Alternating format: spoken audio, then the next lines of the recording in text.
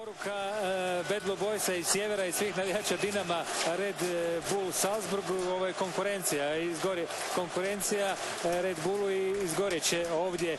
To je poruka sa sjevera, nadamo se da će tako zbilja i biti, da sad ne radimo i dalje reklamu tim energetskim proizvodima. Dobro su se dosjetili navijači Dinama i na taj način nas uveli u ovu super utakmicu, super važnu za Dinamo protiv Red Bull Salzburga, uzvratnu utakmicu trećeg pretkola Lige prvaka. Stadion Maksimir, bez obzira na njegov estetski izgled, večeras izgleda lijepo, popunjen je jako ugodno, ima preko 20.000 gledatelja. Vidite da je istok skoro pun, gore na sjeveru i na zapadu nema ljudi, naravno i na ovom južnom dijelu koji je rezerviran za gostujuće navijače. Evo sada je konačno sve spremno, dobro u sredinu i preko gola odlazi lopta. Evo Dinamo je sastavio sada dvije solidne akcije.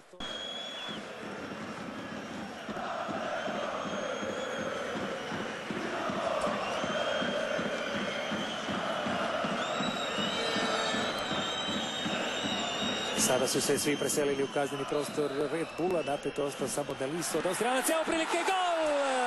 1:0, evo ga, Dinamo sada ima veliku prednost, je li to Carlos dao gol, vidjet ćemo sada u toj gužbi ili Lovren, uglavnom netko iz drugog plana, poništeno je, ne, poveselili smo se rano, zaleđe svirano, evo sada ćemo vidjeti gdje je to vidio zaleđe, sudac ili njegov pomoćnik, nevjerovatno. Ovdje nije bilo zaleđa, Carlos sada jeste u trenutku upućivanja lopte i da vidimo je li je on dirao i to je zbog toga poništen pogodak. Šteta.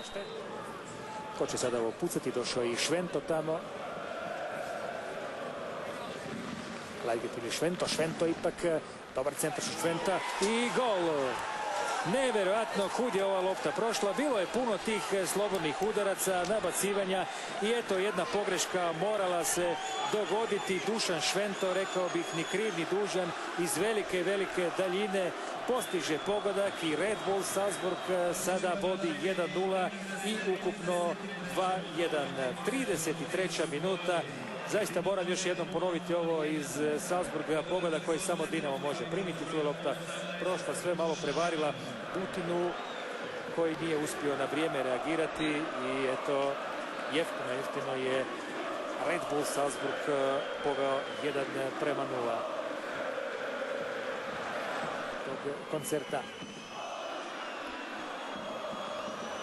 Evo sada lopte za izjednačenje, može li početi utakmica, drugo poluvrijeme sa golom i može 1:1, evo pogodio je konačno Dimitrios Papadopoulos, najbolji mogući početak drugog poluvremena i vraćamo se opet u aktivnu igru. Papadopoulos izjednačuje njegov drugi gol u dresu Dinama, prvi je zabio Međimur, ali ovo je puno važniji. Pogledamo još jednom ovu sjajnu asistenciju, zaleđa nije bilo, jedan igrač, mislim da je to Dudić, je tamo ostao i konačno je Grk pokazao hladnokrvnost u realizaciji. Morales sjajno za Papadopoulosa i to je 1:1. Evo ga, već nakon 2 minute vraća se sve na početak. Kad bi ovako ostalo, gledali bi produžetke u Maksimiru, no ima se još puno za igrati. Tek prvi žuti karton, iako ako se ne varam, a Klas govori u Hammeru da voli dijeliti te kartone. Morales sada na drugu stranu. Hoće li biti gol? Ne, šteta. Dvojice igrača su se gurala, malo se isvađaju tamo. Lovren s jedne strane, da vidimo tko je bio to drugi, ali ovo je moglo biti i za vodstvo 2:1. Pogledajte, Morales na drugu stranu, dobro je tamo primijetio. Potpuno nečuvanog igrača, ovdje su jedan drugom zasmetali Carlos i Lovren, tako da... Lopta će biti za Dinamo, tamo prekršaj Čoja. Papadopoulos. Ide Švento. I prolazi Švento, tamo je samo Nelise u sredini od Austrijanaca, od igrača Red Bulla. Sada treba ući u blok i vratnica. Još je opasno, pa nevjerojatno, 2:1. Pa čudo jedno, opet Dinamo gubi tu utakmicu u završnici. Pogodio je Robin Nelise u 83. minuti. Sad je gotovo to nemoguća misija, jer sada se zbilja posljednje sekunde utakmice. I to je to. To je kraj.